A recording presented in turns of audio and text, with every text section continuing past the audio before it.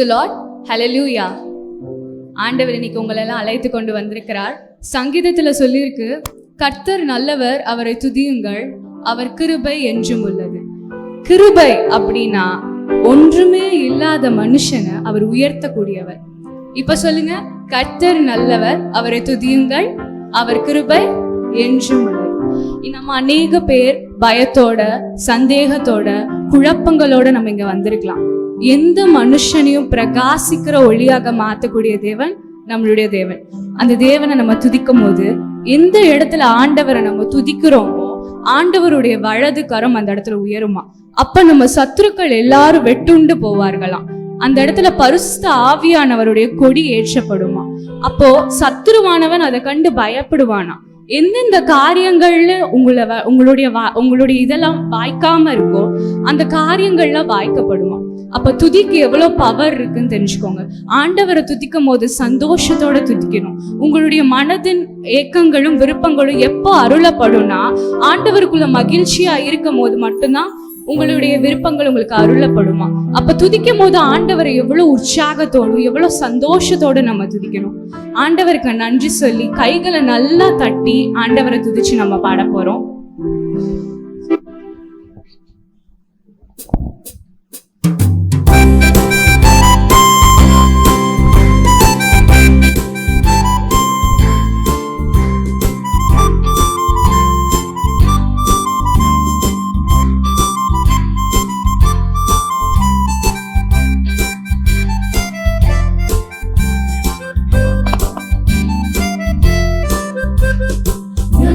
சொல்லி உமை பாட வந்தோம், காருண்யத்தை எண்ணி போற்ற வந்தோம்.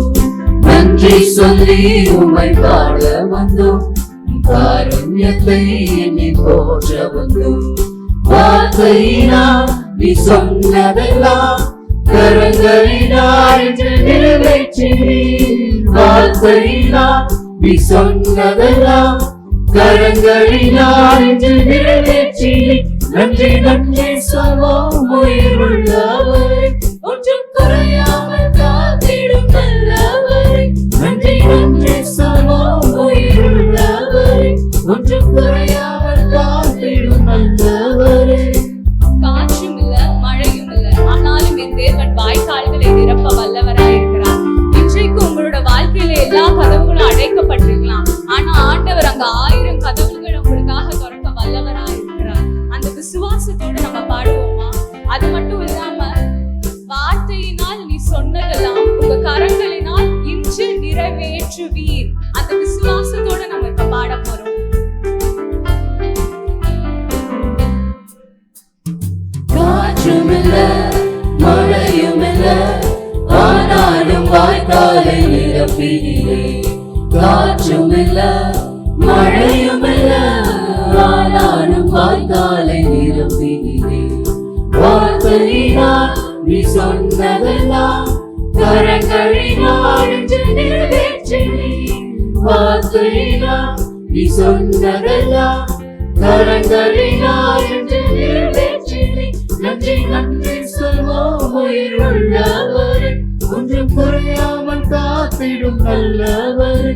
நன்றி நன்றி சொல்வோம் உயிருள்ளவரை, ஒன்றும் குறையாமல் காத்திடும் நல்லவரை. மனிதர்கள் உங்களுக்கு ஒரு விஷயம் நான் செஞ்சு தரேன் அப்படின்னு சொன்னாங்கன்னா அது ப்ராமிஸ்.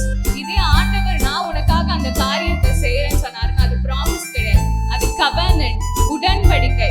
அது எந்த ஒரு காரியமானாலும் கண்டிப்பாக ஆண்டவர் கண்டிப்பாக உங்களுக்கு செஞ்சு தருவார். அதுக்கு உங்களுடைய பலன்லாம் ஆண்டவருக்கு தேவையில்லை, அவருடைய கிருபை மாத்திரமே போதும்.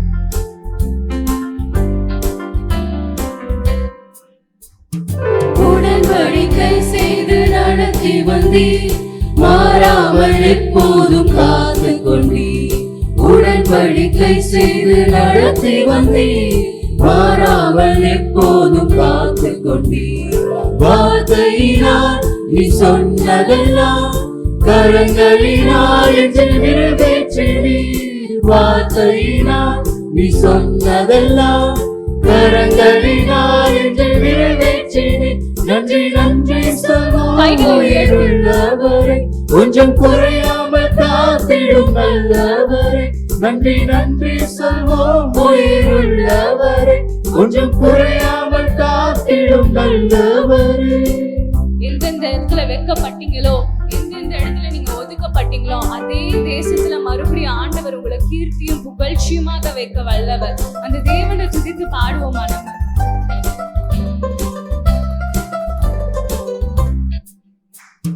வெட்கப்பட்ட தேசத்திலே கீர்த்தியும் புகழ்ச்சியும் ஆக்கினீரே. வெட்கப்பட்ட தேசத்திலே கீர்த்தியும் புகழ்ச்சியும் ஆக்கினீரே. வார்த்தையினால் நீ சொன்னதெல்லாம் கரங்களினால் இன்று நிறைவேற்றினீர். வார்த்தையினால் நீ சொன்னதெல்லாம் கரங்களினால் இன்று நிறைவேற்றினீர். நன்றி நன்றி சொல்வோம் உயிருள்ளவரே, ஒன்றும் குறையாமல் காத்திடும் நல்லவரே. நன்றி நன்றி சொல்வோம் உயிருள்ளவரே, ஒன்றும் குறையாமல் காத்திடும் நல்லவரே. ஆகாருக்கு ஆண்டவர் உடன்படிக்கை பண்ணியிருந்தார். அவ அந்த இடத்துல இருந்து வெளியில வந்த போது ஆண்டவர் அவளை காண்கிற தேவனா இருந்தார். அவ ஒதுக்கப்பட்டவளா இருந்தா, நம்மளும் இன்னைக்கு அநேக பேரால ஒதுக்கப்பட்டிருக்கிறோம், உடைஞ்சு போயிருக்கிறோம். என் தேவன் உங்களை விசாரிக்கிறவரா இருக்கிறார். ஒதுக்கப்பட்டவரையும் உடைத்தப்பட்டவர்களையும் தேவன் விசாரிக்கிற தேவன். நீங்க அழுகிற ஒவ்வொரு அழுகைகளையும் தேவன் பார்த்து கொண்டேதான் இருக்கிறார். நைட்ல நீங்க தனியா அழுகிறத நான் உன்னை காண்கிற தேவன் என்று ஆகார் அந்த பைபிள்ல முதலா பேர் வச்ச ஆண்டவருக்கு.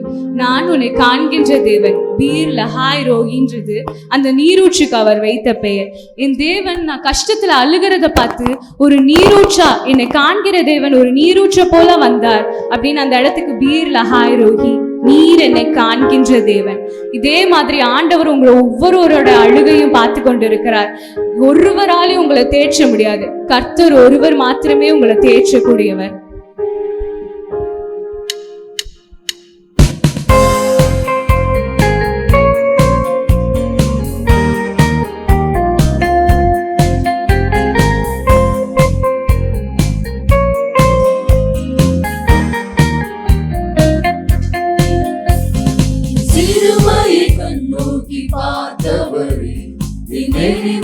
கை தூக்க வந்தவரே, என் சிறுமையை கண்ணோக்கி பார்த்தவரே, என் எளிமையை கை தூக்க வந்தவரே, துரத்தப்பட்ட என்னை நீ மீண்டும் சேர்த்துக் கொண்டே, ஒதுக்கப்பட்ட என்னை பெரிய ஜாதியாய் மாற்றினே.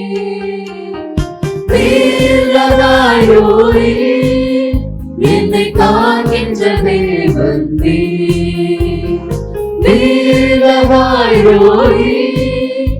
எங்கள் ஜீவனில் ஊற்றுவே.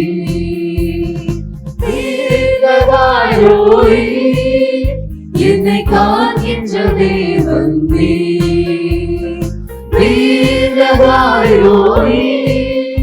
எங்கள் ஜீவனில் ஊற்றுவே. தேவனுக்கு ஒவ்வொருவருடைய அழுகுறதை கேட்டுக்கொண்டே இருக்கிறார். நான் உன்னை ஆற்றுவேன், நான் உன்னை தேற்றுவேன், உன்னை தாங்குவேன், தப்புவிப்பேன், சுமப்பேன். உங்க ஒவ்வொருவர் கூட ஆண்டவர் இருக்கிறார். எப்படி ஆகாருக்கு ஒரு நீரூற்ற போல வந்தாரோ, நம்மளையும் காண்கின்ற தேவன் உங்க ஒவ்வொருவருடைய வாழ்க்கையிலையும் நீரூற்றாக உங்களை ஆசீர்வதிக்க போகிறார். எந்தெந்த இடத்துல நீங்க வெட்கப்பட்டீங்களோ அந்தந்த இடத்துல எல்லாம் உங்களை தலைகளை உயர்த்த வல்லவரா இருக்கிறார். அந்த தேவனை துதித்து போற்று.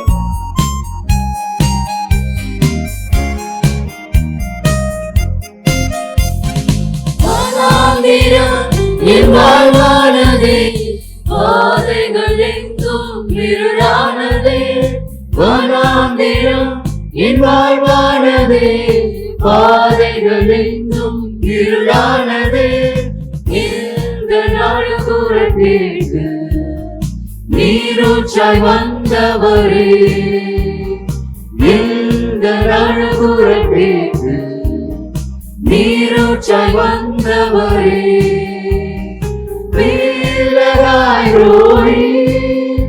என்னை காண்கின்ற தேவன்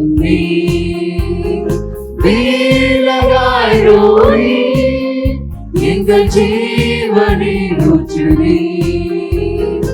நீலதாய் ரோய் என்னை காண்கின்ற தேவன் நீ நீலதாய் ரோய் எங்கள் ஜீவனின் ஊற்றமே. ஒருவருக்கும் ஆண்டவர் ஒரு வாக்குத்தத்தங்களை கொடுத்திருப்பார். அதை நம்ம வாய்களை தொடர்ந்து அறிக்கையிட தான் அந்த வாக்குத்தத்தங்கள் நம்ம வாழ்க்கையில நிறைவேறும். வாக்குத்தத்தங்களை சொல்லி அறிக்கையிட நம்ம ஒருபோதும் சோர்ந்து போக கூடாது. என்னென்ன வாக்குத்தத்தங்கள் ஆண்டவர் உங்களுக்கு கொடுத்தாரோ, ஆண்டவரை இன்றைக்கு நீர் அதை நிறைவேற்றுவீர் ராஜா. அந்த விசுவாசத்தை எங்களுக்கு தாங்க தகப்பனே. அவிசுவாசத்தை எங்களுக்கு இடமிருந்து நீக்கி போடுங்க. ஆண்டவர்கிட்ட கேட்போமா? புறஜாதி என்னை தேடி வந்தீர், சுதந்திரவாளியாய் மாற்றி விட்டீர். புறஜாதி என்னை தேடி வந்தீர், சுதந்திரவாளியாய் மாற்றி விட்டீர். வாக்குத்தத்தம் செய்தீர், நீ சொன்னதை நிறைவேற்றினீர். வாக்குத்தத்தம் செய்தீர், நீ சொன்னதை நிறைவேற்றினீர். நீலதாய் ரோய் என்னை காண்கின்ற தேவன் நீ நீலதாய் ரோய் எங்கள் ஜீவனின் ஊற்றமே. நீலதாய் ரோய் என்னை காண்கின்ற தேவன் நீ நீலதாய் ரோய் எங்கள் ஜீவனின் ஊற்றமே. கடைசி நேரத்தில் வாலிபர்களுக்கு எங்கெல்லாம் இருக்கிறீர்களோ எழுந்து நின்னுக்கோங்க. உங்க இடத்துல ஆண்டவரை தேடி எந்தெந்த இடத்துல வாலிபர்கள் நிக்கிறீர்களோ அந்த இடத்துல எழுந்து நின்னுக்கோங்க. உங்களை முழுமையா தேவனிடத்துல ஒப்படைங்க. பா, நான் உண்மைதான் ராஜா தேடி கொண்டிருக்கிறேன். ஆண்டவரே, என் வாழ்க்கையில் அற்புதங்களை செய்யுங்க தகப்பனே. ஆண்டவரே, இம்மட்டும் நான் ஆண்டவரை உடைந்து போயிருக்கிற ராஜா, நீங்க என்னோட வாழ்க்கையில வாங்க தகப்பனே. ஆண்டவரே, என்னோட வாழ்க்கையில நான் செய்யற ஒவ்வொரு காரியங்களும் என் தேவன் நீர் அதை என்னோடு கூட இருந்து வாய்க்க பண்ணுங்க. நாங்க செய்யற ஒவ்வொரு காரியங்களையும் உம்முடைய மகிமை மாத்திரமே நிறைவு பெறணும் தகப்பனே. உண்மை போல நாங்க பிறரை நேசிக்க எங்களுக்கு கிருபை செய்யுங்க தகப்பனே. உண்மை போல ஒரு அழகுள்ளவர்களாக எங்க வாழ்க்கையில நாங்க பிறருக்கு இருக்க கிருபை செய்யுங்க தகப்பனேன்னு கேட்போம்.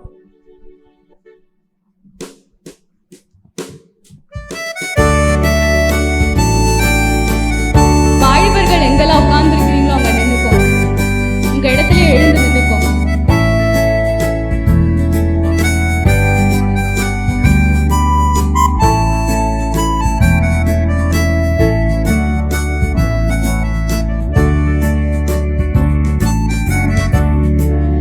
மனவாளனே என் இதய ஏக்கமே,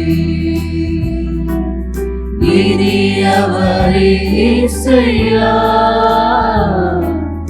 உம்மைத்தான் தேடுகிறேன். இனியவரே இயேசுயா, உம்மைத்தான் தேடுகிறேன். நான் உம்மைத்தான் நேசிக்கிறேன்.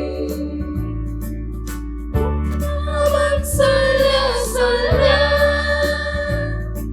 என் உள்ளமெல்லாம் துள்ளுதையா.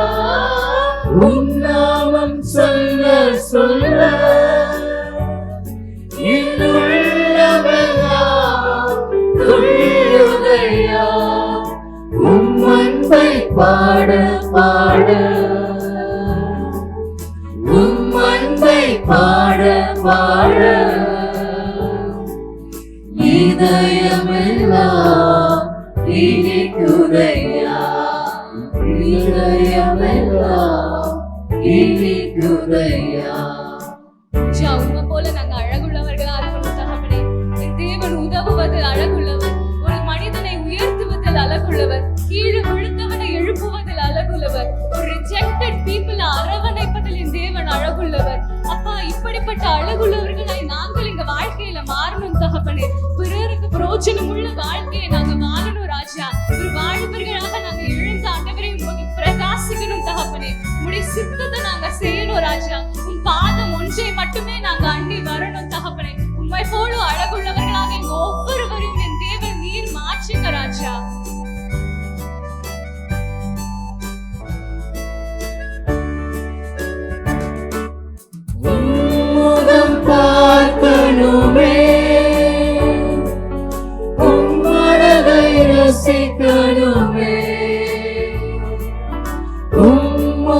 பார்க்கணுமே, உம் மனதை ரசிக்கணுமே, உம் பாதம் அமரணுமே, உம் பாதம் அமரணுமே, உம் சித்தம் அறியணுமே, உம் சித்தம் அறியணுமே. மனவாளனே, என் முடிந்தவர்கள் எழுந்து நிற்கலாம். கடைசி நேரத்துல வந்து இனியவர் இயேசையா, உம்மைத்தான் தேடுகிறேன். இனியவர் இயேசையா, உம்மைத்தான் தேடுகிறேன். நான் உம்மைத்தான் நேசிக்கிறேன். உலக பிரகாரமான காரியங்களுக்கே ஓடிக்கொண்டிருக்கிற நம்ம ஆண்டவருடைய ராஜ்யத்துக்கு என்னைக்கு ஓட போறோம்? உலக பிரகாரமான காரியங்கள்லாம் ஒப்பு வச்சு நாளைக்கு ஆண்டவருடைய வருகை வந்தா நம்ம ஒருவர் விடாம அனைவரும் எடுத்துக்கொள்ளப்படணும். அப்ப நாளைக்கே நீங்க வந்தாலும் நாங்க உங்களுடைய ராஜ்யத்துல எடுத்துக்கொள்ளப்படணும். தகப்பனே, நீர் எங்களுக்கு ஏற்படுத்தி வைத்திருக்கிற சிங்காசனத்தை எங்களுக்கு தர வல்லவரா இருக்கிறீர் தகப்பனே. நாங்க ஒருவரும் உங்களை விட்டு விலகி விடக்கூடாது தகப்பனே. நாளைக்கே நீங்க இங்க வந்தாலும் ஒவ்வொரு குடும்பமும் ஆண்டவரே, எங்களுடைய ஒவ்வொரு குடும்பமும் உங்களுடைய ராஜ்யத்துல நாங்க பிரவேசிக்கணும் தகப்பனே. அந்த ராஜ்யத்துல எங்களுக்கு ஆண்டவரே சந்தோஷத்தையும் மகிழ்ச்சியும் இப்பொழுதே நீர் எங்களுக்கு ஆயத்தப்படுத்தி வைத்திருக்கிறீரே, அதுக்காக நன்றி சொல்வோமா? நாங்க ஒருவரு கூட விட்டு விடக்கூடாது தகப்பனே. நாங்க எல்லாரும் உங்களுடைய ராஜ்யத்துல வந்து பிரவேசிக்கணும் ராஜா.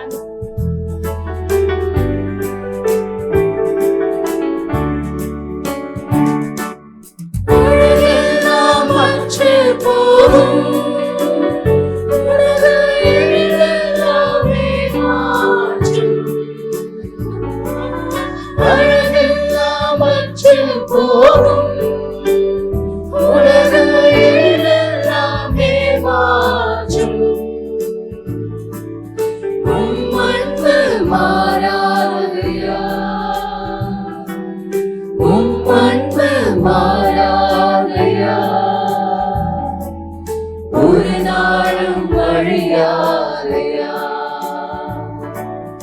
ஒரு நாளும் வழியாதையா. ஆராதனை உமக்கு ஆராதனை, ஆராதனை உமக்கு ஆராதனை, ஆராதனை உமக்கு ஆராதனை, ஆராதனை உமக்கு ஆராதனை.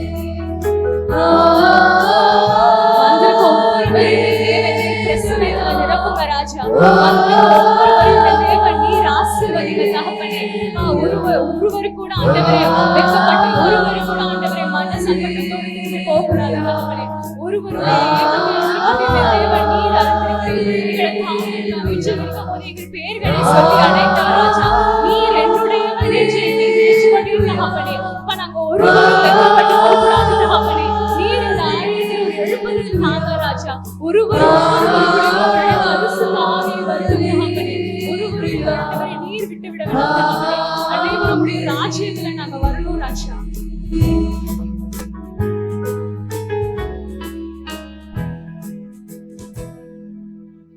அன்பின் தகப்பனே, பாலகர் வாயினாலே துதி உண்டாக பண்ணுவேன் என்று சொன்னீரப்பா.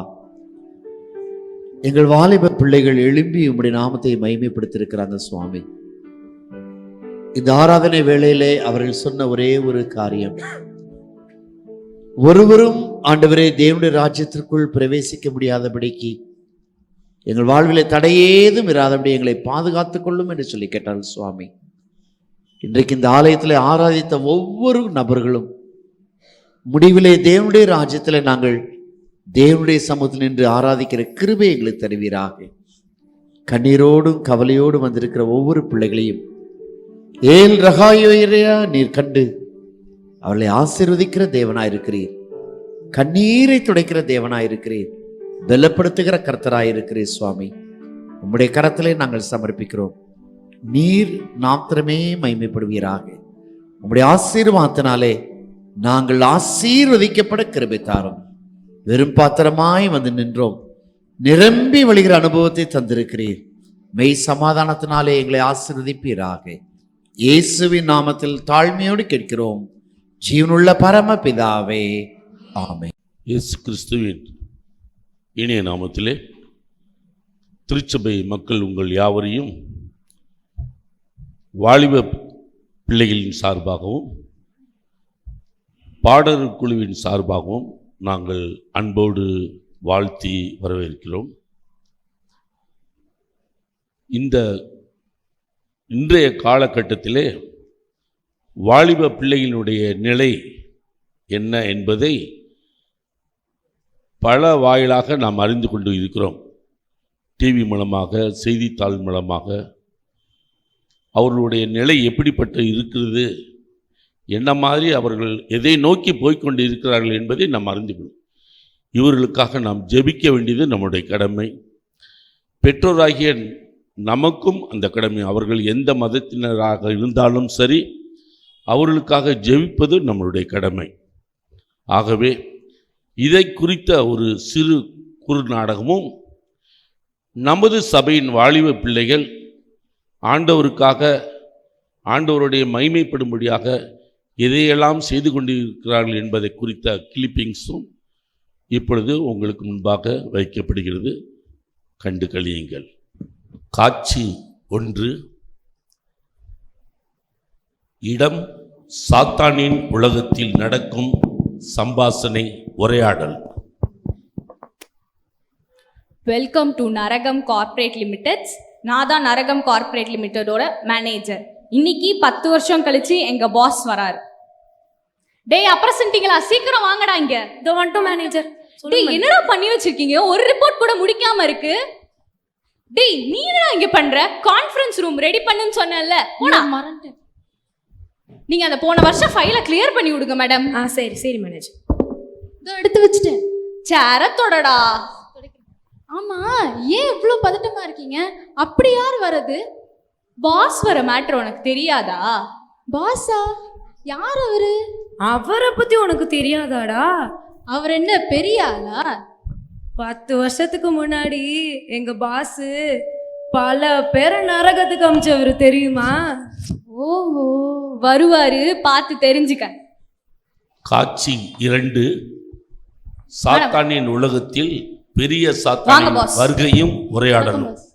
பாஸ் வணக்கம். வணக்கம் பாஸ். வணக்கம் வணக்கம் பாஸ், இந்த வருஷத்தோட ரிப்போர்ட் பாஸ். இவங்க எல்லாத்தையும் நம்ம கன்ஃபார்ம் நரகத்துக்கு எடுத்துடலாம் பாஸ்.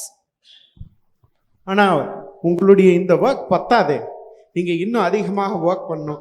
ஆண்டவருடைய வருகை ரொம்ப சீக்கிரமாக இருக்க போகுது. அதுக்குள்ள நம்ம நிறைய பேரை நரகத்துக்கு எடுத்து போடணும். நீங்க ஒர்க் பண்றதெல்லாம் பத்தாது, உங்க டார்கெட்ஸ் எல்லாம் நீங்க நிறையவே அச்சீவ் பண்ணணும். 10 வருஷத்துக்கு முன்னாடி சுவிராஜான்னு ஒரு பீஸ், அவரை தூக்கி போட்டதுக்கு அப்புறமேட்டு தான் நான் இவ்வளவு பெரிய ஒரு அச்சீவ்மெண்ட் அச்சீவ் பண்ணியிருக்கேன். நீங்க அதனால உங்க டார்கெட்டை நல்லா கரெக்டா வந்து ஃபிக்ஸ் பண்ணுங்க. அதுக்கு ஏத்தாப்புல தான் வந்து உங்களுடைய ரேஸும் உங்களுடைய கோல்ஸை நீங்க அச்சீவ் பண்ண முடியும். உங்களுடைய அடுத்த டார்கெட்ஸ் யாருன்னு நீங்க ஃபிக்ஸ் பண்ணிட்டீங்களா? பாஸ், ஒரு 3 பேர் இருக்காங்க பாஸ். எப்ப பார்த்தாலும் பைபிள் ரீட் பண்றாங்க, எப்ப பார்த்தாலும் பிரேயர் பண்ணிட்டே இருக்காங்க பாஸ். காதுல கச கச கச கசன்னு இருக்கு பாஸ். இந்த பக்கம் போனா பிரேயர் பண்றாங்க, அந்த பக்கம் போனா பைபிள் ரீட் பண்றாங்க. காதுல ஈயத்த காட்சி ஊத்துற மாதிரியே இருக்கு பாஸ். சரி, அவங்கள நீங்க என்ன பண்ண போறீங்க? அதுக்கு தான் பாஸ் ஒரு பிளான் வச்சிருக்கோம். நம்ம யோபு கிட்ட இருந்து எப்படி எல்லாத்தையும் புடுங்கி ஒண்ணு இல்லாம அவனை விட்டோமோ, அதே மாதிரி இவங்க 3 பேர்கிட்ட இருந்தும் எல்லாத்தையும் எடுத்துடணும் பாஸ். அவங்க 3 பேரும் ஒண்ணுமே இல்லாம அவனுங்க வெக்கப்பட்டு, வேதனைப்பட்டு, துக்கப்பட்டு, துயரப்பட்டு, அவமானப்பட்டு அவங்கள சோதிக்கணும் பாஸ். இதுதான் பாஸ் எங்க பிளான். எல்லாத்தையும் எடுத்து அவங்கள கொடுமைப்படுத்துறதெல்லாம் அந்த காலத்து டெக்னிக்கு. இப்ப எல்லாத்தையும் அவங்களுக்கு கொடுங்க, அவங்களே உங்க வழிக்கு வந்துருவாங்க. ஓ, நீங்க அப்படி வரீங்களா? அதேதான். நான் உங்களுக்கு ஒரு க்ளூ கொடுத்துட்டேன், நீங்க எப்படி செய்றீங்கன்றத நான் வாட்ச் பண்ண போறேன். நாங்க பாத்துக்கிறோம் பாஸ். டே அப்ரசன்ட்டிங்களா, பாஸ் சொன்ன மாதிரி எல்லாத்தையும் பக்காவா பிளான் பண்றோம். நீ இவனை பாத்துக்க, நீ அவனை பாத்துக்க, நான் தான் அவனை பாத்துக்கிறேன். போயிட்டு இதே இடத்துல மீட் பண்றோம். காட்சி 3. பூலோகத்தில் கடவுளுக்கு பயந்து ஜீவிக்கும் 3 நபர்கள் சாத்தான் தந்திரத்தால் தன்வசம் இழுக்கும் காட்சி. ஹலோ மேடமா? ஆமா, நீங்க யாரு? நாங்க ஹெல் கார்ப்பரேட்ல இருந்து பேசுறோம் மேம். என்னது? நரகம் கார்ப்பரேட்.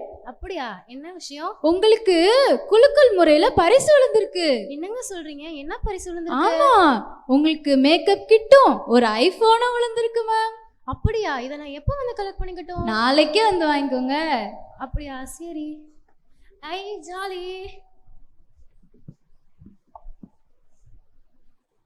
ஹலோ ஹலோ, சொல்லுங்க மேடம். ஏங்க ஆண்ட்ருங்களா? ஆமா, ஆண்ட்ரு தான் பேசுறேன். நீங்க எங்க இருந்து பேசுறீங்க மேடம்? நாங்க நரகம் ஷோரூம்ல இருந்து பேசுறோம். ஓகே, சொல்லுங்க மேடம். உங்களுக்கு குலுக்கல் முறையில பரிசு விழுந்திருக்குங்க. ஓ, அப்படியா? என்னதுன்னா ஒரு BMW பைக்கும் வாவ். அப்புறம் ஒரு ஃபோனும் யா. அதெல்லாம் விழுந்திருக்குங்க. நாளைக்கே வந்து வாங்கிக்கோங்க. ஓகே மேடம், வந்துடுறேன் மேடம். சரிங்க. கொடான கோடி நன்றி அப்பா. ஹலோ, கிறிஸ்டி மேடங்களா? ஆமா, நீங்க யாரு? நாங்க ஹெல்கோ கன்ஸ்ட்ரக்ஷன்ஸ்ல இருந்து பேசுறோம். சரி.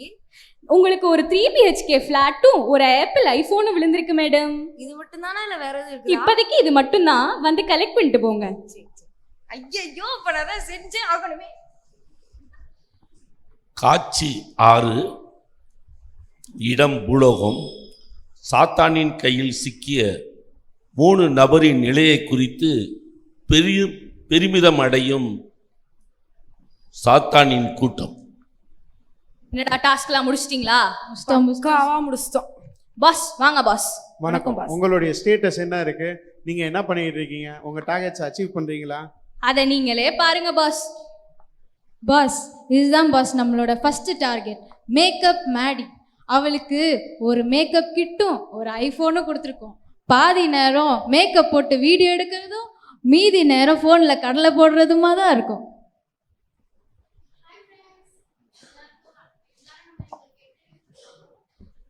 இதுல வந்து நம்ம வந்து ஃபர்ஸ்ட் கன்சீலர் போட்டுக்கலாம். செகண்ட் நம்ம வந்து ஃபவுண்டேஷன் போட்டுக்கலாம். கடைசியா நம்ம லிப்ஸ்டிக் போட்டு நம்ம லுக்கை கம்ப்ளீட் பண்ணிக்கலாம். ஓகே, இதான் நம்மளோட ஃபைனல் லுக். இதோட இந்த வீடியோ முடிஞ்சு. நம்ம நாளைக்கு பார்க்கலாம். பாய். Okay, right. அடுத்த டார்கெட் என்னாச்சு? அவன் நம்ம பையன் பாஸ். பாத்ரூம் டூர் போட்டு ஸ்பெஷல் ஆனவன் பார்த்துருக்கீங்களா? பாருங்க, வருவியா? ஹாய் நண்பர்களே, வெல்கம் டு கிச்சடி விளாக்ஸ். போன வாரம் நம்ம பாத்ரூம் டூர் பார்த்தோம். இன்னைக்கு நம்ம பார்க்க போகிறது மொட்டை மாடி டூர். அதுக்கு முன்னாடி நம்ம சப்ஸ்கிரைபர் ஒருத்தவங்க கமெண்ட் பண்ணியிருக்காங்க. அது என்னன்னு படிச்சிடலாம். அக்கா உங்க அம்மா செஞ்ச சாப்பாடுல உப்பளி போடுங்க. ஆல்ரெடி அவங்க செஞ்சது உப்பாக தான் இருக்கும். சரி நண்பர்களே, இதோ உங்களுக்காக. ஓகே, அந்த கடைசி அந்த டார்கெட் என்னாச்சு? அந்த பையன் அவன் தான் ரொம்ப டஃப்பான டார்கெட்டா இருந்தானே. பாஸ், அவரு என் டார்கெட்டு. அவருக்கு நான் என்ன தெரியுமா செஞ்சேன்? என்ன பண்ண? அவருக்கு நான் ரெட்டிப்பான நன்மைகளை தந்துட்டேன். ரெட்டிப்பான நன்மையா? அப்படி என்ன பண்ண? இதோ நீங்களே பாருங்க.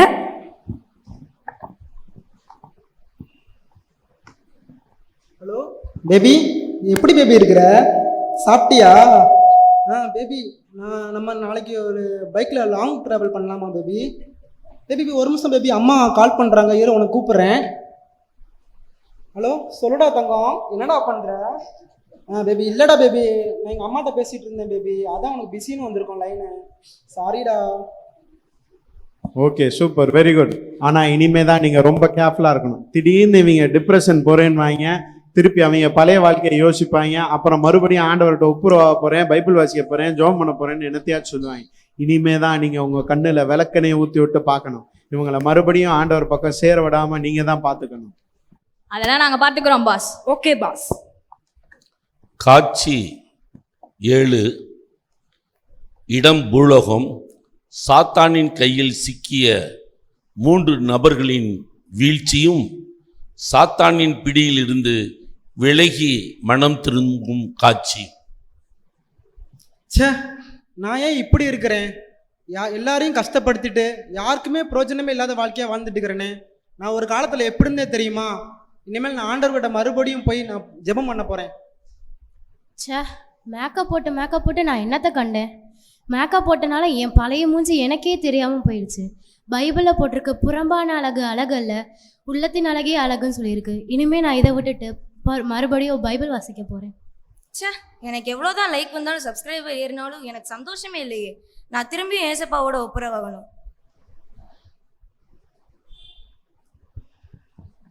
என்னடா பண்றீங்க? காட்சி 9. பூலோகத்தில் சாத்தானின் கூட்ட தலைவருடன் உரையாடல், மாற்று தந்திரம். என்னடா பண்றீங்க? பாஸ், நம்ம மோசம் போயிட்டோம் பாஸ், நம்ம மோசம் போயிட்டோம். ஏன் என்னாச்சு? மறுபடியும் பைபிளும் கையுமா சுத்த ஆரம்பிச்சிட்டாங்க பாஸ். ஒன்றும் கவலைப்படாதீங்க. இந்த டீல் பண்றதுக்கு என்கிட்ட ஒரு சின்ன சிம்பிள் டாஸ்க் இருக்கு. அதை என்ன நீங்களே பார்ப்பீங்க. காட்சி 10. இடம் பூலோகம். மனம் திருந்திய நபர்கள் மீண்டுமாக யூத் மீட்டிங் செல்ல பெற்றோர்களிடம் அனுமதி கேட்பது. அம்மா அம்மா சொல்லு மேடி. அம்மா, நான் யூத் மீட்டிங் போகிறேம்மா. என்னத்துக்கு இப்போ உனக்கு? காலையில் தானே சர்ச்சுக்கு போயிட்டு வந்த. சும்மா சர்ச்சுக்கு போகிறேன். அப்படி போய் என்னத்தை தான் பண்ணுறீங்க நீங்கள்? ஒழுங்கா வீட்டில் உட்காரு. இன்னைக்கு எவ்வளோ வேலை இருக்குது வீட்டில் செய்கிறதுக்கு. எப்போ பாரு சர்ச்சுக்கு போகிறேன், யூத் மீட்டிங் போகிறேன்ட்டு. வீட்டில் இருக்க வேலையை பாரு. அப்பா அப்பா, நான் யூத் மீட்டிங் போய் ரொம்ப நாள் ஆச்சுப்பா. அதனால் நான் இன்னைக்கு யூத் மீட்டிங் போகலாம் இருக்கிறேன்ப்பா. போயிட்டாருப்பா. போதும் நீ சர்ச்சுக்கு போனது. இருக்கிற எல்லா சப்ஜெக்டும் ஃபெயில் ஆகிடுற. உனக்கு காசு கட்டி எனக்கு தண்டமாக போகிறது. போதும், இரு, வீட்டில் இரு. மா, நான் யூத் மீட்டிங் போகிறேம்மா. என்னது? சத்தமா சொல்லு. யூத் மீட்டிங் போகிறேம்மா. யூத் மீட்டிங்கா? இன்னைக்கு ஒரு நாள் மட்டும்தான் டேடிக்கு லீவு. நம்ம எல்லாரும் இப்போ சினிமாக்கு போகிறோம். யூத் மீட்டிங்லாம் ஒன்றும் வேண்டாம்.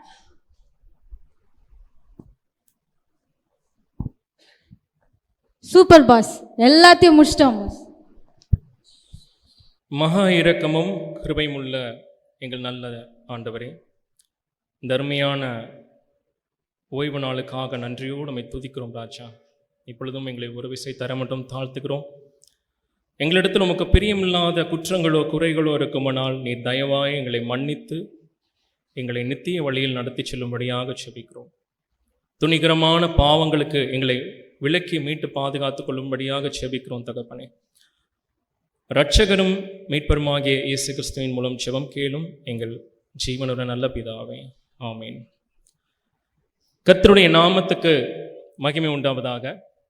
இந்த நாளை தந்த தேவனுக்கு முதலாவது என்னுடைய நன்றியை தெரிவித்துக் கொள்கிறேன். பொதுவாகவே பாடகர் குழு மற்றும் ஓய்வு நாள் ஞாயிறாக அனுசரிக்கும் பொழுது அது எங்களுக்கு ஒரு பெரிய விழாவாக நாங்கள் பார்ப்போம். அதற்குரிய காரணம் என்ன அப்படின்னா, இதே மாதிரி சில ஆண்டுகளுக்கு முன்பதாக ஒரு வாலிபர் ஞாயிறு எடுத்து நடத்தும்படி எங்களுக்கு வாய்ப்பு கொடுக்கப்பட்ட பொழுது அருமையான போதகர் ஐயாவும் சபை மூப்பர்களும் எங்களுக்கு தட்டி கொடுத்து அந்த ஞாயிறு வழிபாட்டை அழகாக நடத்த குறிப்பாக கர்த்தர் கிருபை பாராட்டினார். அந்த ஒரு ரிவைவல் தான் அதுக்கப்புறம் எங்களை இவ்வளோ தூரம் எங்களை பயணிக்க வச்சுச்சு. குறிப்பாக இந்த கிட்டத்தட்ட ஒரு 6-7 ஆண்டு காலங்கள் இந்த வாலிப பிள்ளைகளை நாங்கள் வழிநடத்தி செல்லும்போது அந்த பிள்ளைங்களும் கற்றுக்கிட்டாங்க. அந்த பிள்ளைங்களோடு சேர்ந்து நாங்களும் நிறைய காரியங்களை இந்த ஆண்டுகளில் நாங்கள் கற்றுக்கொண்டோம். எப்பொழுதுமே ஒரு மனுஷனுக்கு ஆவிக்குரிய வாழ்க்கையில் பார்த்தீங்கன்னா சில நேரங்களில் ஒரு தொய்வு ஏற்படலாம். எப்போதுமே நம்மளால் வந்து கன்சிஸ்டண்ட்டாக ஆண்டவருடைய நமக்கும் ஆண்டவருக்குள்ள உறவில் நம்ம கன்சிஸ்டண்ட்டாக இருக்க முடியாது. சில நேரங்களில் அதில் ஒரு குறைகள் வரலாம். நம்மளாம் மனுஷங்க தானே. சில நேரங்களில் அதில் தாழ்ந்து போகிறது உண்டு.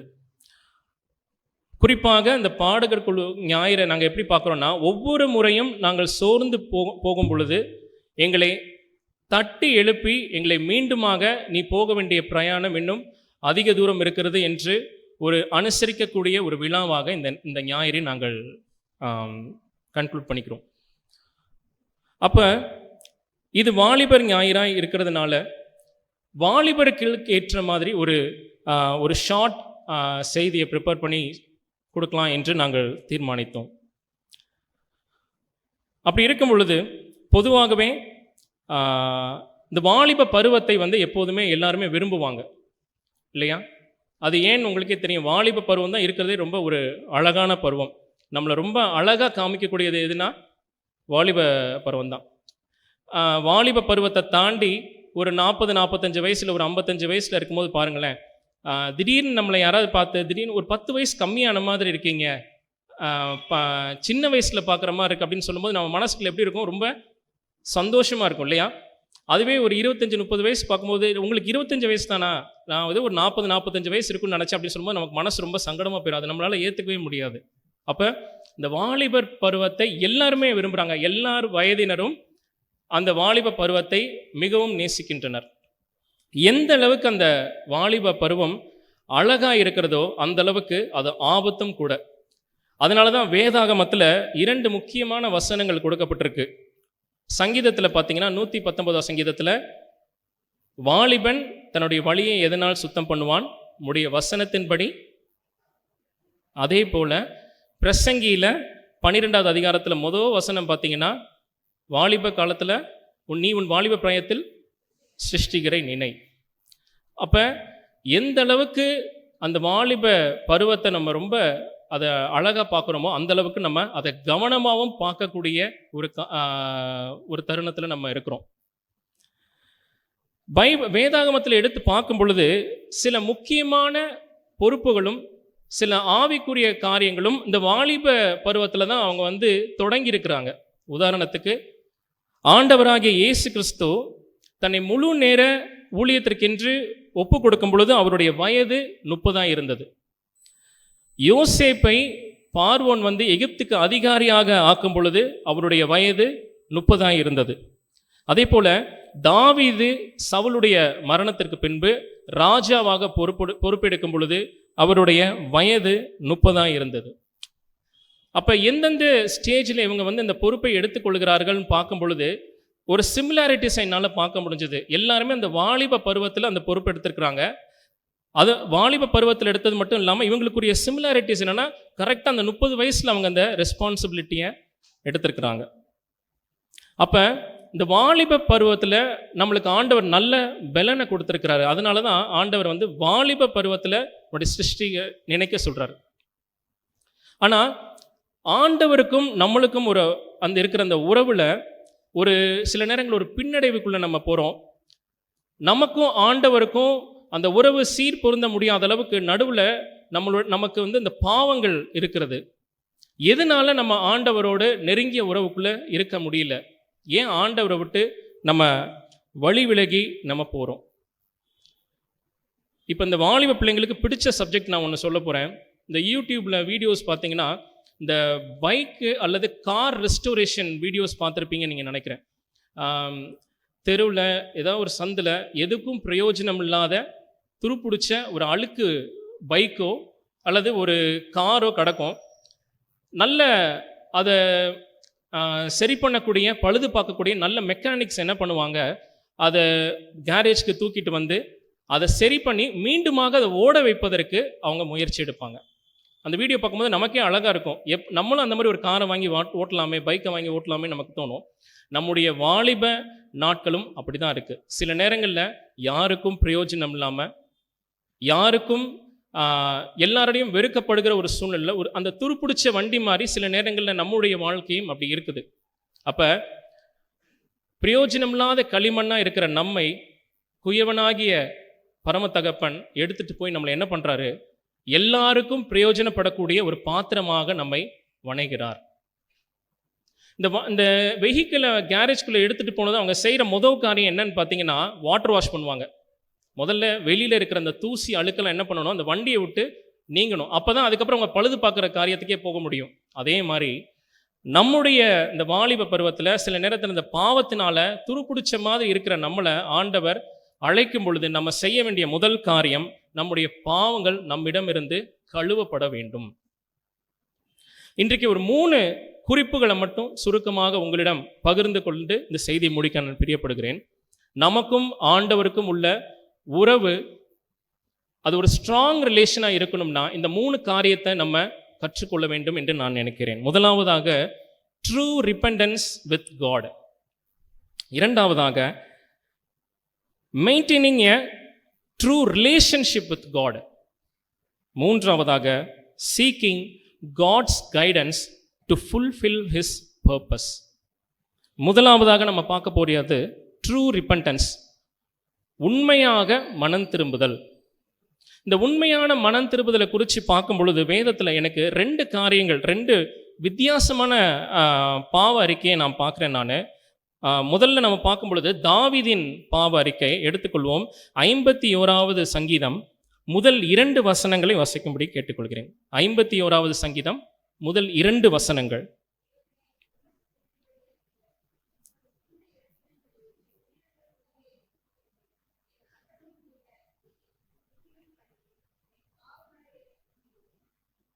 முதல்ல தாவீது என்ன பண்ணுறாரு, தப்பு பண்ணிட்டோன்னு அவர் உணர்ந்ததுக்கப்புறம் ஆண்டவர்கிட்ட போய் அவர் முதல்ல செய்கிற காரியம், என்ன சுத்திகரிங்க,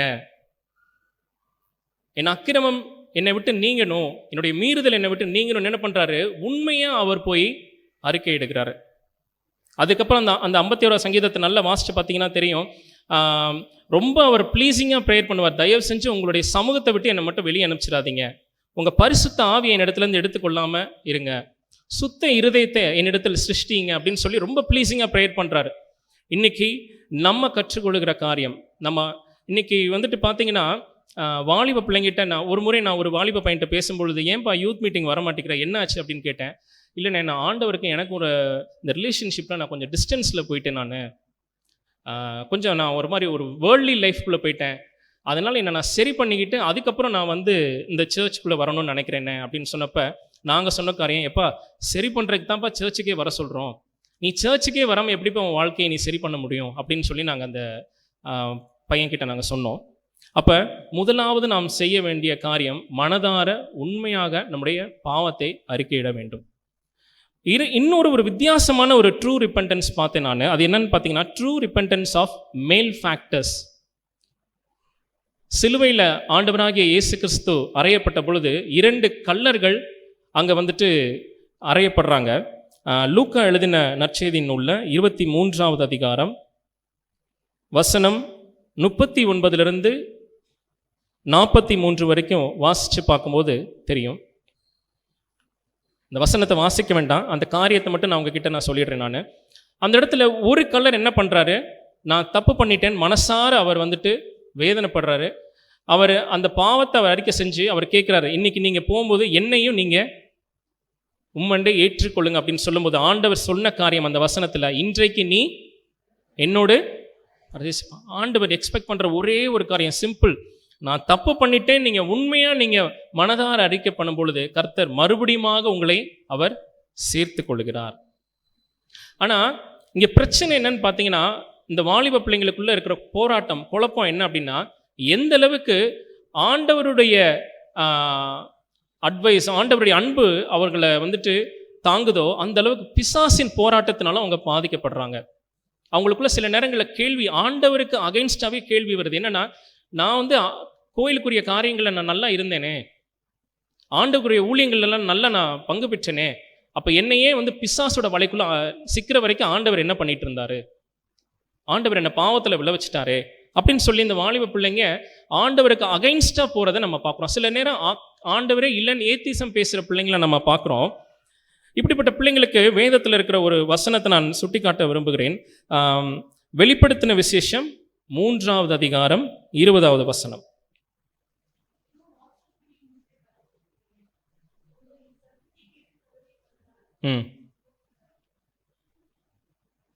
ஒருவன் என் சத்தத்தை கேட்டு கதவை திறந்தால்,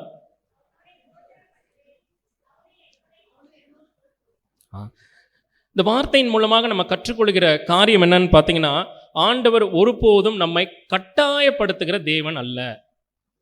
இந்த கிறிஸ்துவ வாழ்க்கையில நீ இப்படி தான் வாழணும், இப்படி தான் செய்யணும், ஒரு நாளும் அவர் நம்மளை கட்டாயப்படுத்தினதே கிடையாது.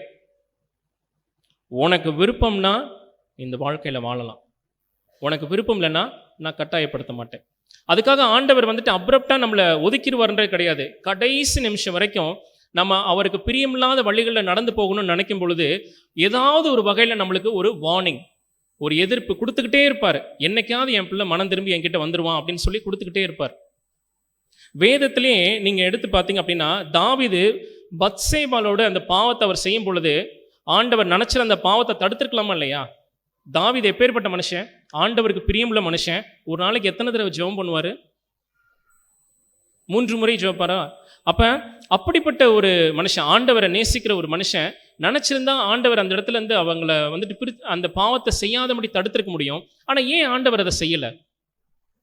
ஆண்டவர் ஒருபோதும் அப்படி உள்ள வந்து இன்டர்ஃபியர் ஆகி நம்மளை ஒரு புஷ் பண்ணுறதோ ஃபோர்ஸ் பண்ணுறதோ, he will never do that. நம்ம ஆண்டவருடைய பிள்ளைங்க, அவர் எந்த அளவுக்கு நம்மளை நேசிக்கிறாரோ அந்த அளவுக்கு நம்ம அவங்கள நேசிக்கிறோம். அப்படின்றப்ப நம்ம மிக கவனமாக கொடுக்கப்பட்ட வார்த்தைகளின்படி இருக்கணும்னு சொல்லி விரும்புகிறார். அப்படி ஒருவேளை ஆண்டவர் நினச்சிருந்தா ஆதாம் ஏவாள் அவங்க காலகட்டத்திலேயே அந்த புசிக்கக்கூடாத சொன்ன அந்த கனியை அவங்க நினைக்கும் பொழுது என்ன பண்ணியிருக்கலாம்? பிதாவானவர் அந்த இடத்துல தடுத்து நிறுத்தி இருந்திருக்கலாம் இல்லையா? அப்படி ஒருவேளை தடுத்து நிறுத்திருந்தா இந்த வேதாகமே இன்னைக்கு நம்ம கையில் இருந்திருக்காது. ஆனால் ஏன் ஆண்டவர் அதை தடுக்கலை? ஆண்டவர் அளவுக்கு அதிகமாக நேசிச்சார், எல்லா ஃபெசிலிட்டிஸும் ப்ரொவைட் பண்ணி கொடுத்தாரு. ஆனால் அவர் சொன்ன ஒரே ஒரு காரியம், நீ என்ன பண்ணக்கூடாது? அந்த கனியை புசிக்கக்கூடாதுன்னு சொல்லி அவர் சொன்னார். நன்மை தீமை அறியத்தக்க அந்த கனியை புசிக்கக்கூடாதுன்னு சொல்லி ஆண்டவர் சொன்னார். ஆனால் ஆண்டவர் சொன்ன அந்த வார்த்தைக்கு அவர்கள் கீழ்ப்படியவில்லை. அப்போ நீங்கள் முதல்ல பாவ அறிக்கையை நீங்கள் ஒரு தப்பு பண்ணிட்டீங்க அப்படின்னா நீங்கள் செய்ய வேண்டிய முதல் காரியம் உங்களை உண்மையாக ஆண்டவர்கிட்ட ஒப்பு கொடுத்து இனி அந்த பாவத்தை செய்யாதபடிக்கு நீங்கள் என்ன பண்ணணும்? மிக கவனமாக இருக்க வேண்டும். வேதத்தில் ஒரு வசனம் இருக்குது, ஒருவன் தன்னுடைய பாவத்தை என்ன பண்ண வரான்? மறைச்சா என்ன பண்ண மாட்டான்? வாழ்வடைய மாட்டான். அதுவே அவன் அறிக்கை செஞ்சு விட்டு விட்டான், இரக்கம் பெறுவான். அறிக்கை செஞ்சு விட்டுறணும் அந்த பாவத்தை. திரும்ப திரும்ப அந்த பாவ வாழ்க்கையில நம்ம விழக்கூடாது. சரி, நம்ம இப்போ ஆண்டவர்கிட்ட நம்மளுடைய பாவத்தை அறிக்கை செஞ்சிட்டோம். இப்போ நம்ம என்ன பண்ணணும்? அந்த பாவத்தில் விழாதபடிக்கு நம்ம பாதுகாத்துக்கொள்ளணும் இல்லைங்களா? அப்போ என்ன பண்ணலாம்? அதுக்கு தான் அடுத்த point, having a true relationship with God. Maintaining ஒரு ட்ரூ ரிலேஷன்ஷிப் வித் காட். நம்மளுக்கும் ஆண்டவருக்கும் உள்ள உறவில் ஒரு உண்மையான ஒரு ரிலேஷன் இருக்கணும்னு ஆண்டவர் பிரியப்படுறாரு. எந்த அளவுக்கு ஆண்டவர் நம்மோட உண்மையாக இருக்கிறாரோ, லாயலாக இருக்கிறாரோ, அதே மாதிரி நம்மளும் அவர் நேசிக்கிறதுல உண்மையாக இருக்கணும்னு சொல்லி ஆண்டவர் பிரியப்படுகிறார்.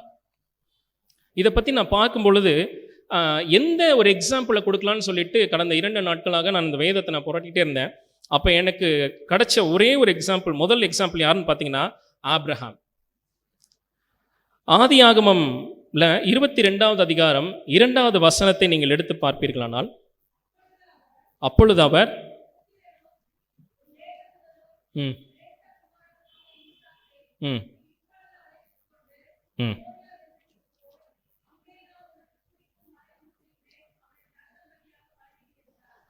சாதாரண விஷயமா?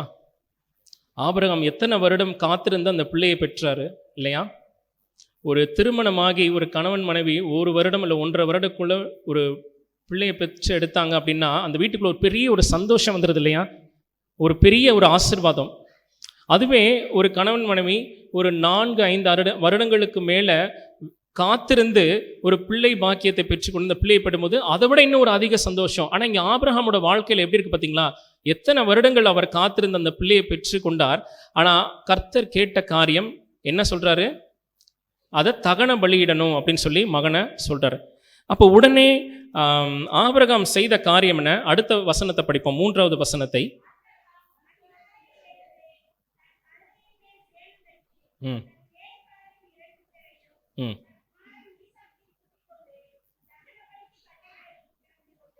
ம்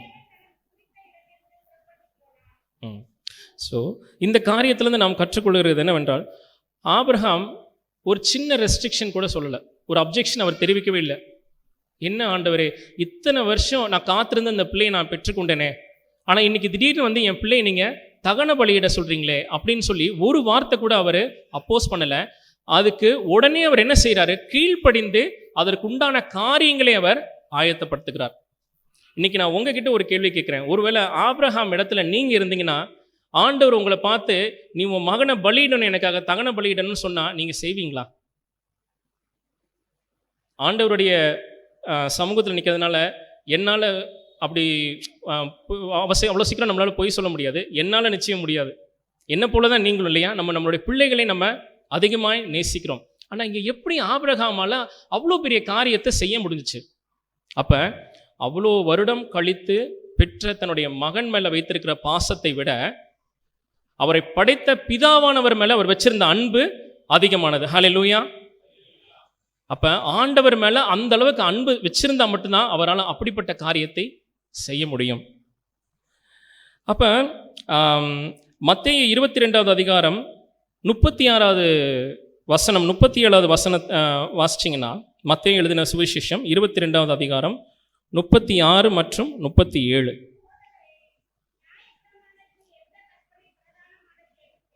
ம்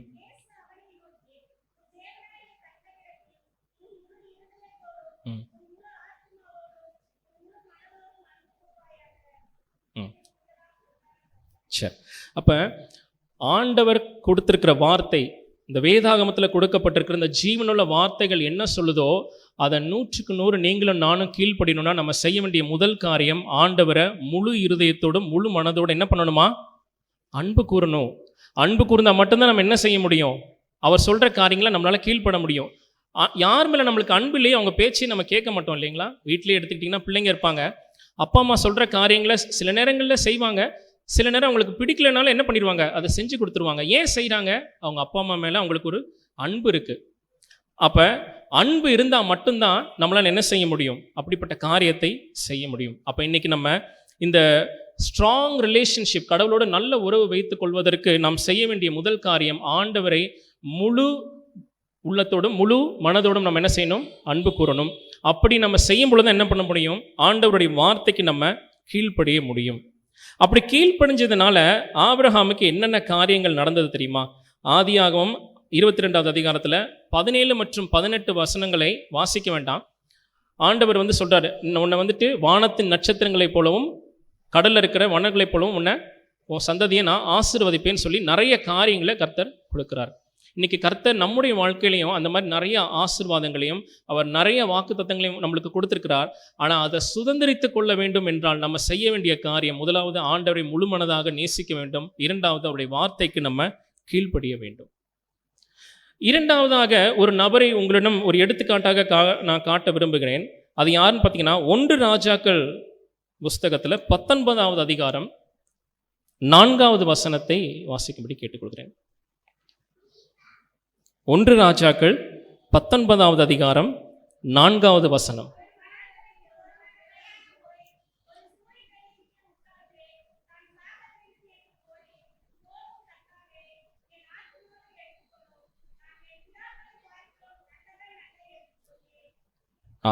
சரி. இப்போ இங்கே எலியா என்ன பண்ணுறாருன்னா, இந்த கேரக்டர் உங்களுக்கு எல்லாருக்குமே பரிச்சயமானது. இதுக்கு முன்னாடி என்ன நடந்திருக்குன்னு உங்கள் எல்லாருக்குமே தெரியும். தன்னுடைய உயிரை பாகால் இடத்துல போயிடக்கூடாதுன்றக்காக என்ன சொல்கிறாரு? ஒரு சூறை செடியின் அடியில் போய் படுத்துக்கொண்டு, இதுக்கு மேலே என்னால் ஒரு அடி கூட எடுத்து வைக்க முடியாது, என் உயிரை நீங்கள் எடுத்துக்குங்க அப்படின்னு சொல்லி அவர் என்ன பண்ணுறாரு? ஆண்டவர்கிட்டயே சொல்கிறார். அப்படி சொல்லும்போது ஆண்டவர் செய்த காரியம் என்ன? 7வது வசனத்தில் பாருங்கள்.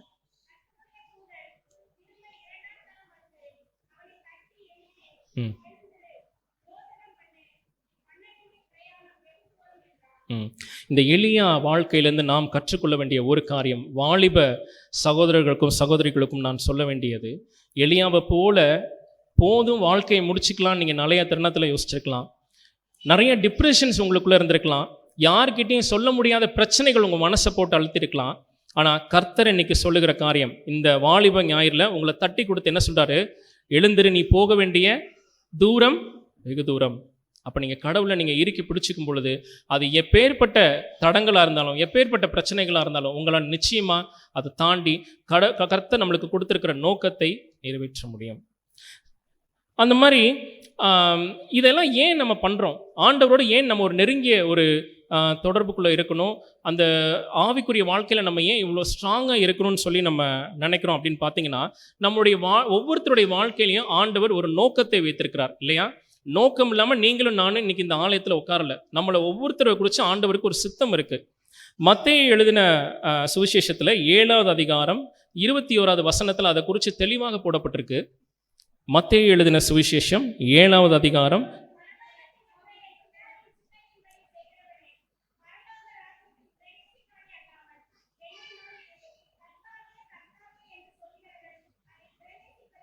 ரைட். அப்போ கிறிஸ்துவ வாழ்க்கை, நீங்களும் நானும் கிறிஸ்துவர்களாக இன்றைக்கி இந்த ஆலயத்தில் உட்காந்துருக்கிறதுக்கு ஒரே நோக்கம் தான், பரலோக ராஜ்யத்தில் நம்ம என்ன செய்யணும்? இடம் பெற்றுக்கொள்ள வேண்டும். அதுக்கு என்ன செய்ய சொல்றார் ஆண்டவர்? பிதாவின் சித்தத்தை நிறைவேற்றணும். பிதாவின் சித்தத்தை நிறைவேற்றாம நம்ம என்னதான் கர்த்தாவே கர்த்தாவேன்னு கத்தினாலும் நம்ம பரலோக ராஜ்யத்துக்குள்ள என்ன செய்ய முடியாது? பிரவேசிக்க முடியாது. அப்ப நம்ம பிதாவின் சித்தத்தின்படி செய்யணும் அப்படின்னா அவர் என்ன சொல்றாரோ அதை நம்ம காதுல விழணும். நம்ம காதுல விழுகணும்னா அதற்கு நம்முடைய பாவம் அது ஒரு தடையாக இருக்கக்கூடாது. அடுத்து 2வது காரணம், நான் ஏற்கனவே சொன்னது போல அவரோட ஒரு நல்ல நெருங்கிய தொடர்புகளுக்குள்ள இருக்கணும். அடுத்ததாக நம்ம பார்க்க போற காரியம் என்ன அப்படின்னு பார்த்தீங்கன்னா, seeking God's guidance to fulfil his purpose. நம்ம இப்போ தான் கொஞ்ச நேரத்துக்கு முன்னாடி பார்த்தோம், பிதாவின் சித்தத்தை நிறைவேற்றுறதுக்காக தான் இன்றைக்கி நீங்களும் நானும் இங்கே உட்காந்துருக்குறோம். அப்போ அந்த சித்தத்தை நிறைவேற்றுறதுக்கு நம்மளுக்கு ஒரு ஆலோசனை தேவை இல்லையா? நம்ம மனம் திறந்துட்டோம், ஒப்புரவாகிட்டோம், கடவுளோட நமக்கும் அவருக்கும் ஒரு நல்ல ரிலேஷன்ஷிப் நல்ல டெவலப் ஆகிடுச்சு. இப்போ நம்ம மேலே ஒரு நல்ல நம்பிக்கை வந்ததுக்கப்புறம் என்ன பண்ணுறாரு? நமக்கு என்ன நோக்கத்தை வச்சுருக்கிறாரோ அந்த நோக்கத்தை நம்ம கையில் கொடுத்து அதுக்கு ஓட சொல்லி நம்மளை மோட்டிவேட் பண்ணுறாரு. பொதுவாகவே வீட்டுக்குள்ளே பார்த்தீங்கன்னா பிள்ளைங்க இருப்பாங்க. எப்போ ஒரு சில முக்கியமான ரெஸ்பான்சிபிலிட்டி அந்த பையன்கிட்டயோ அந்த பொண்ணுக்கிட்டேயோ கொடுப்பாங்க அப்படின்னா, அவன் மேலே ஒரு நல்ல நம்பிக்கை வரும்போது தான் என்ன பண்ணுவாங்க? கொடுப்பாங்க. அது வரைக்கும் அந்த மாதிரி காரியங்களை கொடுக்க மாட்டாங்க. அதே மாதிரி தான் இந்த உலகத்தின் பெற்றோர்களே சில நேரம் பார்த்து, சரியான நேரம் பார்த்து இந்த பொறுப்பை என் பையன் கையில் என் பொண்ணு கையில் கொடுப்பேன்னு அவங்க நினைக்கும் பொழுது, உங்களையும் என்னையும் படைத்த ஆண்டவர் ஒரு நோக்கத்துக்காக நம்மளை வச்சிருக்கிறார். அந்த சரியான நேரம் வர வரைக்கும் நம்ம காத்திருக்க வேண்டியது அவசியம். இன்னைக்கு நிறைய வாலிபர்கள் கிட்ட இருக்கிற பெரிய பிரச்சனை என்னன்னா, கேட்ட உடனே நம்ம கையில் கிடச்சிடணும். அது உலக பிரகாரமான பொருளாக இருந்தாலும் சரி, ஆவிக்குரிய வாழ்க்கையாக இருந்தாலும் சரி. ஒரு வண்டி வேணுமா? கேட்டால் உடனே வந்துடணும். ஒரு மொபைல் வேணுமா? கேட்டால் உடனே வந்துடணும். அதை வாங்கி கொடுக்கறதுக்கு பேரண்ட்ஸால் அவங்களால வாங்கி கொடுக்க முடியுமா முடியாதா, அவங்களுடைய ஃபினான்ஸ் அந்த அதெல்லாம் பிள்ளைங்களுக்கு அதை பற்றி தெரிஞ்சுக்கணுன்றது இல்லை. ஆனால் எனக்கு வேணும், அதை நான் வாங்கிக்குவேன். ஆவிக்குரிய வாழ்க்கையில அப்படி தான். ஸ்பீடாக உள்ளே வருவாங்க, நல்லா ஒர்ஷிப் பண்ணுவாங்க, நல்லா மெசேஜ் கொடுப்பாங்க. எந்த வேகத்துக்கு உள்ளே வந்தாங்களோ அதே வேகத்துக்கு என்ன பண்ணிடுவாங்க? ஆண்டவரை விட்டு விலகி போயிடுவாங்க. நல்லா வந்துட்டு இருக்கிற ஒரு பையன் வந்துட்டு இருப்பான், நல்ல ஒரு பொண்ணு வந்துட்டு இருக்கும். திடீர்னு பார்த்தா வாலிப கொடுக்கைக்கு வரதை நிப்பாட்டிடும், கோயருக்கு வரதை நிப்பாட்டிடும். ஏன் அப்படி? இப்போ ஆண்டவருக்கும் நமக்கும் உள்ள அந்த உறவு சரியான ஒரு வேவ் லென்த்தில் ஒரு கன்சிஸ்டண்ட்டாக இல்லை அப்படின்னா நம்மளால் அந்த கிறிஸ்தவ வாழ்க்கையில் ப்ரொலாங்டாக கன்சிஸ்டண்ட்டாக நம்மளால் இருக்க முடியாது. அப்போ கடவுளுடைய ஆலோசனையை கேட்டு அவருடைய சித்தத்தை நடத்தும் பொழுது நம்மளால் என்ன செய்ய முடியும்? இந்த ஓட்டத்தை வெற்றிகரமாக ஓடி முடிக்க முடியும். அதற்கு நான் ஒரு எடுத்துக்காட்டை எடுத்துக்கொள்ள விரும்பினேன். யாத்ராகமம் புஸ்தகத்தில் 4வது அதிகாரம், யாத்ராகமம் புஸ்தகத்தில் 4வது அதிகாரம் முதல் 2 வசனங்களை நீங்கள் வாசிக்கும்படி கேட்டுக்கொள்கிறேன். ம் ம்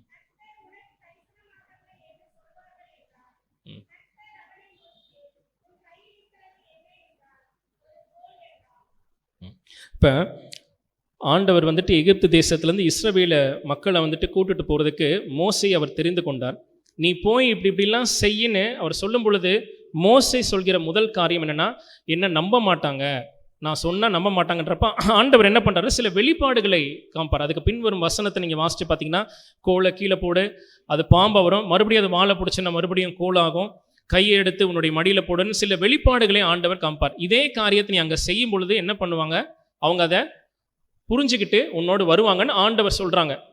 அப்போ ஆண்டவர் அப்படி சொல்லும்போது மோசே அந்த இடத்துல என்ன பண்ணியிருக்கணும்? சரின்னு கீழ்ப்படிஞ்சிருக்கணும். ஆனால் கீழ்ப்படிஞ்சா கிடையவே கிடையாது. 10ஆம் வசனத்தை எடுத்து பாருங்க.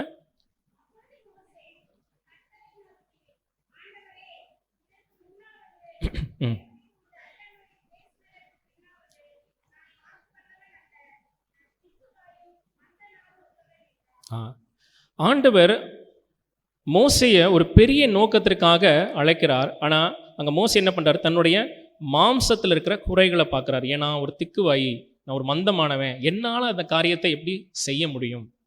இன்னைக்கு வாலிபர்கள் கிட்ட நாங்கள் சொல்லிக்கொள்ள விரும்புகிற காரியம், ஆண்டவர் உங்களை ஒரு காரியத்திற்காக அழைத்தார் அப்படின்னா எதை குறிச்சும் கவலைப்படாமல், எந்த சந்தேகமும் இல்லாமல் நீங்கள் உடனே நீங்கள் ஆண்டவர்கிட்ட வரணும்.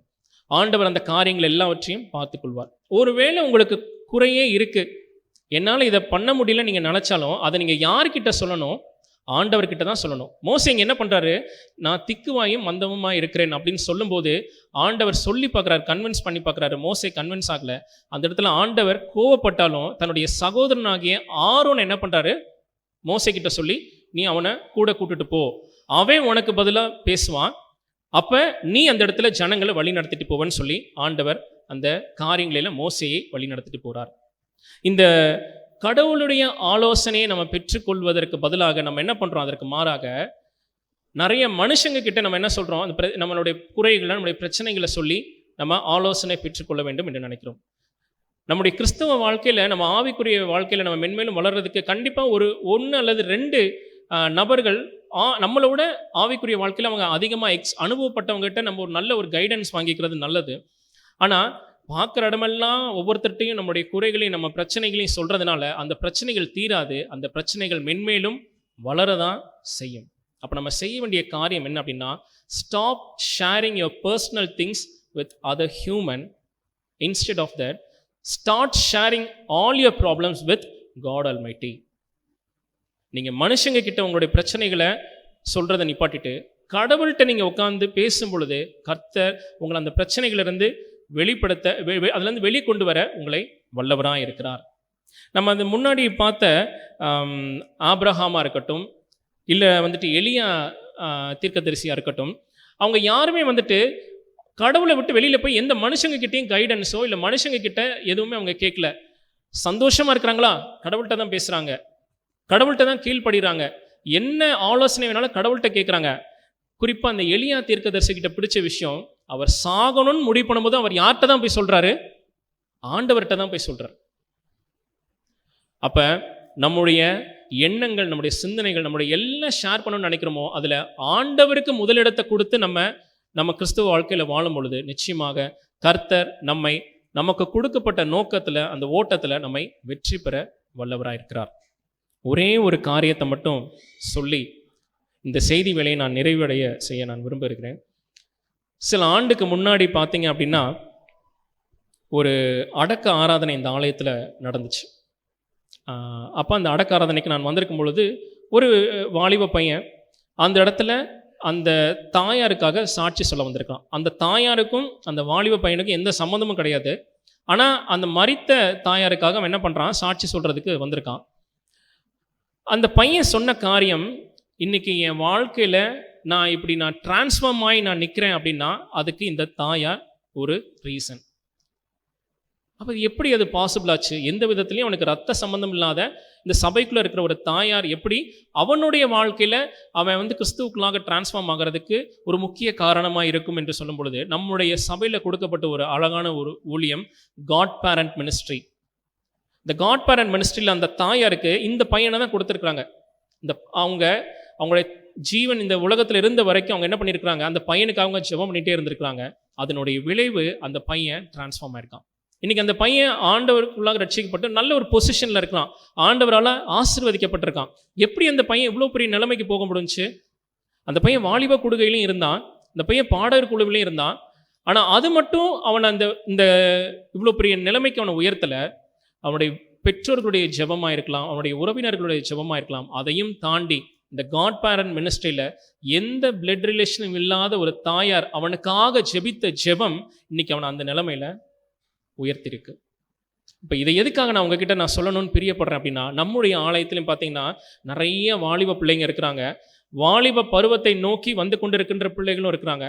நம்ம சபைக்கு வெளியில் நம்மை அறியாத வாலிப பிள்ளைங்களும் இருக்கிறாங்க. இதில் பெரும்பாலும் அவங்க பார்த்தீங்கன்னா ஆண்டவருடைய நாமத்தை தெரிஞ்சிக்காம, இல்லை ஆண்டவருடைய நாமத்தை தெரிஞ்சாலும் சில நேரங்கள் அவங்கள விட்டு வழி விலகி போயிடுறாங்க. அவங்கள நம்ம கண்டிச்சோ இல்லை அவங்கள நம்ம அடிச்சோ நம்ம என்ன பண்ண முடியாது, திருத்த முடியாது. ஆனால் அதற்கு பதிலாக அவர்களுக்காக நம்ம முழங்கால் மடக்கி ஜெபிக்கும் பொழுது கர்த்தர் அந்த வாலிபர்கள் மத்தியில் ஒரு அசைவை உண்டு பண்ண வல்லவராக இருக்கிறார். ஆமேன். அப்போ இன்னிலேருந்து உங்களோட நாங்கள் பகிர்ந்து கொள்ள வேண்டும் என்று நினைக்கின்ற காரியம், நம்ம சபையில் இருக்கிற ஒவ்வொரு வாலிப பிள்ளைகளுக்காக நம்ம முழங்கால் படியிட்டு ஜெபிக்க ஆரம்பிப்போம். கர்த்தர் அந்த ஒவ்வொரு வாலிப பிள்ளையுடைய வாழ்க்கையிலும் ஒரு பெரிய அசைவை உண்டு பண்ணுவார். நாம் யாவரும் ஒரு நிமிஷம் எழுந்திருச்சு இந்த பிள்ளைங்களுக்காக நம்ம ஜெபம் பண்ணுவோமா?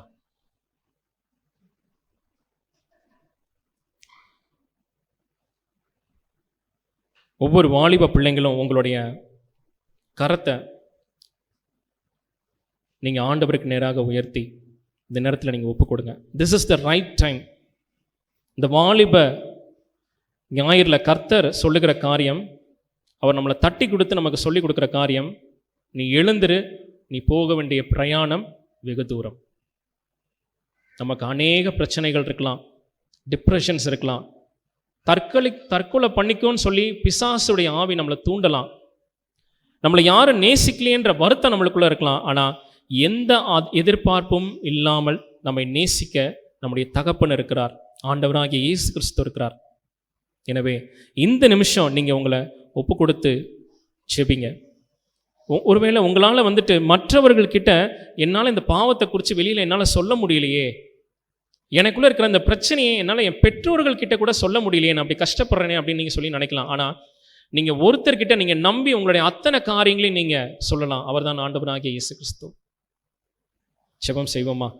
மகா இரக்கமும் கிருபையுமுள்ள நல்ல ஆண்டவரே, இந்த ஒரு சில நிமிடங்கள் தகப்பனே, அப்போ எங்களுடைய கிறிஸ்துவ வாழ்க்கையில் நாங்கள் எப்பொழுதெல்லாம் தொய்வடைகிறோம், அப்போ நாங்கள் என்ன செய்யணும் என்று எங்களுக்கு நீங்கள் கொடுத்த இந்த வார்த்தைகளுக்காக நன்றியோடு துதிக்கிறோம் ராஜா.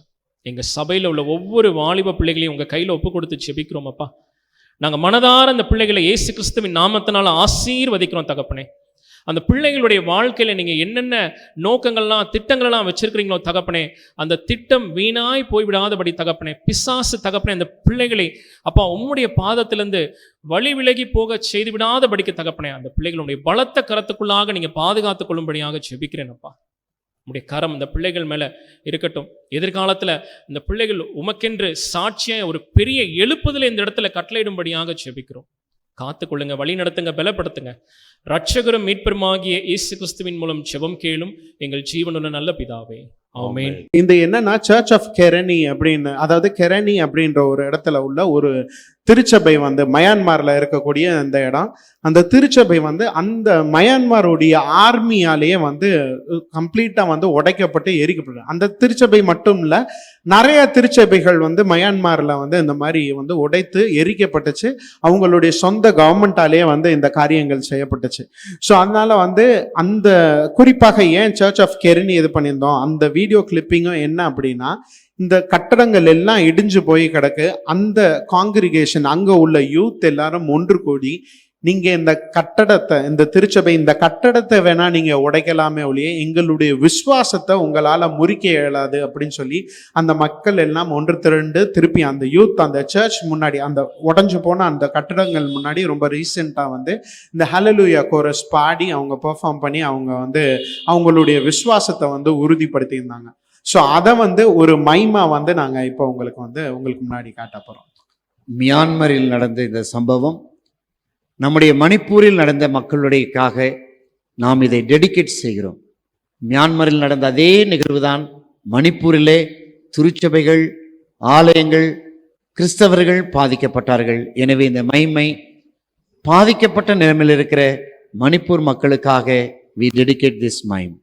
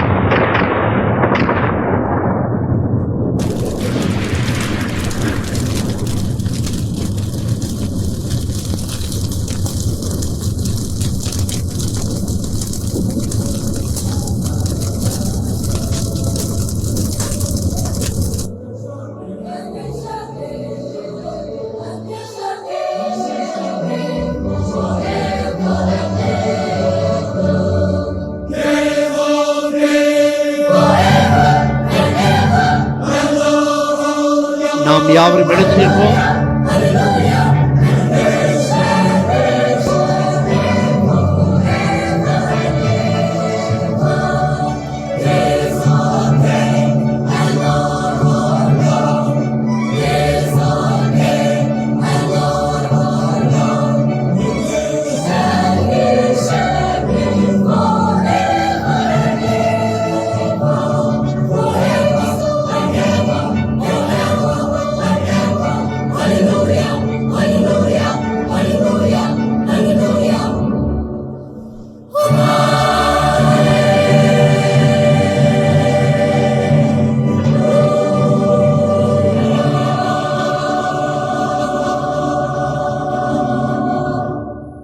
கட்டடங்கள் இடிக்கப்படலாம், ஆனால் ஆண்டவர் மேல் வைக்கிற நம்பிக்கை ஒருபோதும் இடிக்கப்பட முடியாது. ஆலயங்கள் அழிக்கப்படலாம், புதிய ஆலயங்கள் ஆண்டவருடைய வருகை மற்றும் தோன்றிக்கொண்டே இருக்கும். கர்த்தருடைய பரிசுத்த நாமத்திற்கே மகிமை உண்டாவதாக. நாம் இருக்கும் இடத்திலே தலைகளை தாழ்த்தி நாம் ஜெபிப்போம். அன்பின் தகப்பனே, இந்த ஆண்டின் 6 மாதத்தை கழிக்க கிருபை செய்தீர். 6 மாத காலமாக எங்கள் ஒவ்வொருடைய குடும்பத்திலும் நீர் பாராட்டின நன்மைகளுக்காக நன்றி செலுத்துகிறோம். மகிழ்ச்சியான அனுபவத்தை கண்ட குடும்பங்கள் உண்டு, கண்ணீரின் பள்ளத்தாக்கில் நடந்த குடும்பங்கள் உண்டு, அன்பானவளை இழந்து தவிக்கிற குடும்பங்கள் உண்டு. ஆயினும் ஆண்டவர் எங்களுக்கு போதுமானவராய் இருந்து ஆற்றி தேற்றி வழிநடத்ததற்காக நன்றி செலுத்துகிறோம். ஆண்டவரே, எங்கள் பாடகர் குழு வாலிப பிள்ளைகள் மூலமாய் இந்த சிறப்பு ஆராதனையை இந்த மாதத்தின் கடைசி ஞாயிறு வழிபாட்டில் நடத்தி காட்ட கிருபை செய்திருக்கிறீர். ஆண்டவரே, நாளை புதிய அரையாண்டின் துவங்குகிறோம். அதிகாலை 5 மணிக்கு இந்த வாலிப பிள்ளைகள் நடத்துகிற இந்த துதி ஆராதனை உம்முடைய நாமத்திற்கு மகிமையாய் இருக்க கிருபை தாரும். நாங்கள் கடக்க இருக்கிற வருகிற 6 மாதங்கள் அது மிகவும் பரபரப்பாய் நாங்கள் ஓடுகிற மாதங்கள் சுவாமி. அத்தனை செயல் திட்டங்களையும் கர்த்தர் எங்களுக்கு ஆசீர்வதித்து கைகளின் பிரயாசங்களை வாய்க்கச் செய்து கர்த்தருக்கு சாட்சியாய் வாழ கிருபை தருவீராக. ஆண்டவரே, மாதத்தின் கடைசி நாளை ஆலயத்தில் கழிக்கவும், மாதத்தின் 1ஆம் நாளை அதிகாலையில் தேவனுடைய சமூகத்தில் காத்திருக்கவும் எங்களுக்கு கொடுத்த நல்ல வாய்ப்புக்காய் நன்றி செலுத்துகிறோம். கர்த்தருடைய ஆலயத்தின் நன்மையினால் ஒவ்வொரு குடும்பங்களையும் ஒவ்வொரு மக்களையும் திருப்தி ஆக்குவீராக. இயேசுவின் நாமத்தில் தாழ்மையோடு கேட்கிறோம் ஜீவனுள்ள பரமபிதாவே, ஆமேன். தேவனுடைய இரக்கத்திற்கும் கிருபைக்கும் பராமரிப்புக்கும் நம்ம அர்ப்பணிப்போம். நம்முடைய கர்த்தராயிருக்கிற இயேசு கிறிஸ்துவின் கிருபையும் பிதாவாயிருக்கிற தேவனுடைய அன்பும் பரிசுத்தாவியானுடைய அந்யோன்யமும் நிறைவான ஆசீர்வாதமும் உங்களோடு நிலைத்திருப்பதாக.